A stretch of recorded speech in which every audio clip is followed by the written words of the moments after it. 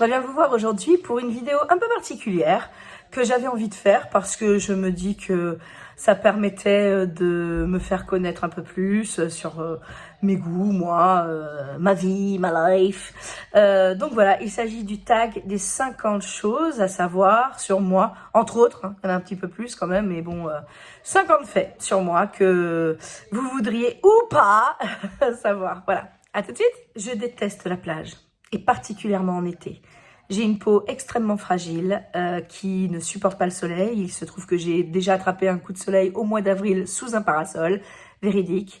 Et je déteste le sable qui colle, etc. Donc en été, si je vais à la plage, je reste collée sous le parasol, littéralement me faire bip, voilà. Et c'est juste insupportable. Pour moi, c'est l'enfer. La sieste, c'est la vie.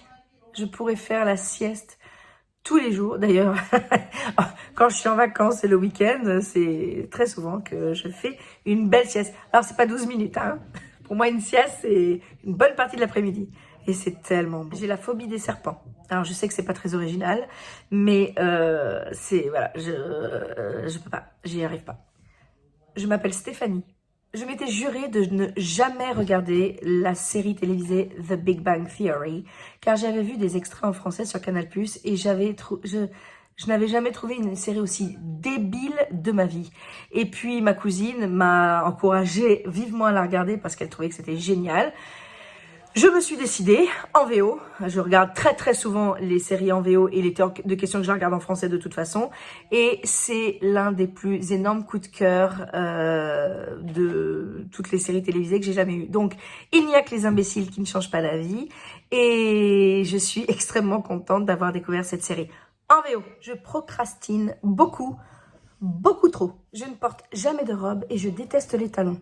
Alors, non pas pour une question d'esthétisme, mais véritablement parce que j'ai extrêmement mal aux pieds. Les seules fois où j'ai porté des talons pour aller dans des petites soirées ou des choses comme ça, j'ai fini pieds nus ou en boitant. Donc, plat, toujours plat. J'ai vécu à Tahiti pendant 2 ans quand j'étais petite. Le printemps est ma saison préférée. Sophie Marceau a été la voisine de mes grands-parents. Il se trouve que dans leur maison de campagne en Seine-et-Marne, leur voisin était Andrzej Zulawski, qui était le compagnon de Sophie Marceau à l'époque. Et elle venait souvent se ressourcer dans ce tout petit village. Je crois que plus petit, ça n'existe pas. Et elle venait souvent se ressourcer et je la voyais très régulièrement quand j'étais en vacances. Et mon grand-père, qui était un très grand chasseur, la côtoyait souvent. Et elle, qui défend les animaux activement, n'aimait pas trop ça. Et elle disait souvent à mon grand-père, « Je vous préfère avec votre tondeuse qu'avec votre fusil. » Je râle beaucoup. Beaucoup. J'adore râler. Ma fleur préférée est le jasmin. J'ai 41 ans. J'adore la bière. Blonde de préférence. Je suis myope, hypermétrope et astigmate. Donc s'il y a un opticien qui passe par là et qui veut me proposer des partenariats, je ne supporte pas l'injustice. Quand j'étais petite, je voulais être chinoise. Je suis très casanière.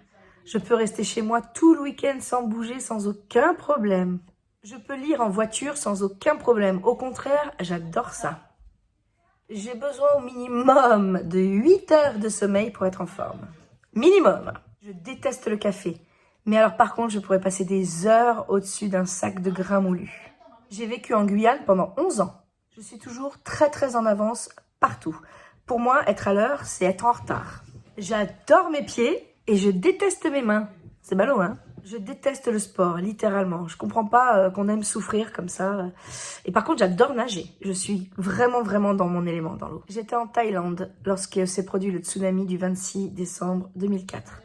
Et le pire, c'est que je crois que je suis la dernière à l'avoir appris. On était à L'Œil, dans le nord du pays, avec ma meilleure amie, et on a pris le bus de nuit pour redescendre. Et quand on est arrivé à Bangkok, on a trouvé une effervescence anormale, très particulière, et on a appris ce qui s'était passé. On s'est rué dans un internet café parce qu'on se doutait bien que nos familles étaient extrêmement inquiètes. Et effectivement, on avait chacune une 50aine de mails nous demandant où est-ce qu'on nous étions, etc.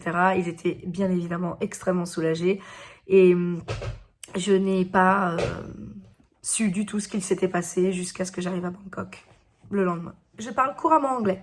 C'est une langue que j'adore. L'Angleterre est un pays dans lequel j'aimerais énormément vivre.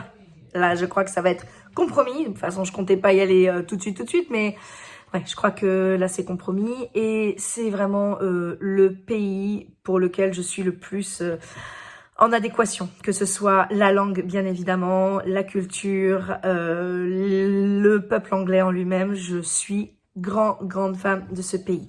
J'y ai vécu 3 ans. Je suis passionnée d'histoire. C'est vraiment une énorme passion pour moi. Et mes périodes de prédilection sont le Moyen-Âge et l'époque moderne. Je suis fascinée par les rois et les reines de France. Je suis maîtresse d'école. Cela fait depuis 2005 que j'enseigne, dont 3 ans au collège en tant que prof d'anglais. Mon compagnon est guyanais et j'ai 2 enfants. Je supporte pas les gens au cinéma qui viennent se planter juste devant moi alors qu'il y a de la place partout ailleurs, ou alors ne serait-ce qu'en se décalant d'un siège ou deux sur la droite ou sur la gauche. Non, ils se mettent devant toi. Ou alors la vieille, ça c'est arrivé aussi une fois au spectacle de ma fille, elle vient dans un spectacle d'enfants, donc voilà, et elle arrive avec un espèce de chignon volumineux comme ça, tout fluffy parce qu'elle avait pas de cheveux en plus. Et j'ai passé tout le spectacle en train de regarder sur le côté. C'est insupportable, les gens qui ne pensent qu'à eux et qui ne pensent pas aux autres.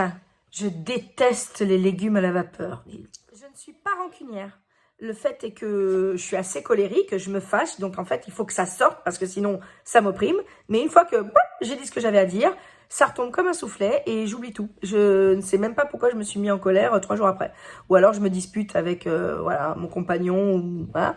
Et au bout de 2 heures, je sais même plus pourquoi j'étais fâchée en fait. Je ne suis pas patiente du tout.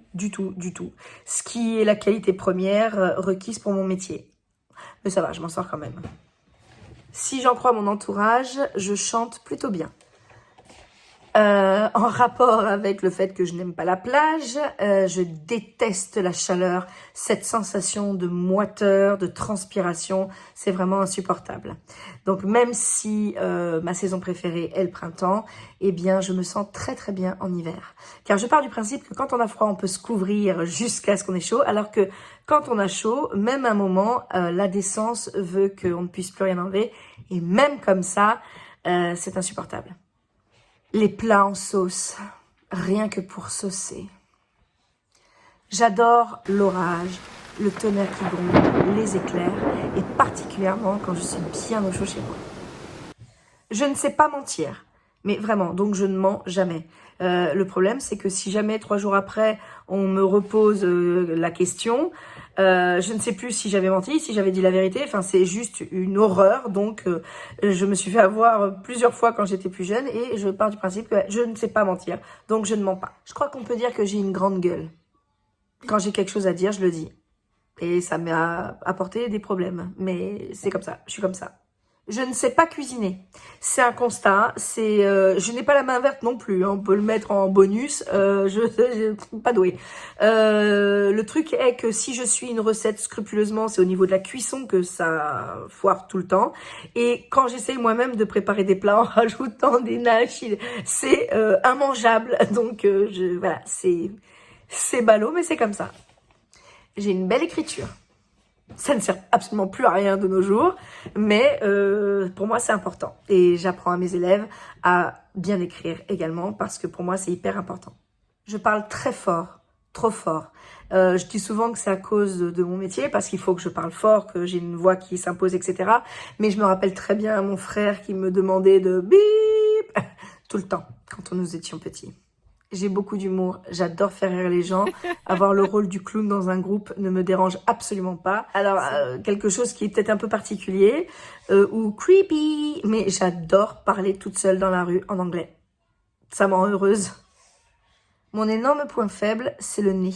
J'ai déjà nagé parmi des requins. Scary. Quand j'avais 23 ans, je suis partie 3 mois en Thaïlande, toute seule, avec mon sac à dos.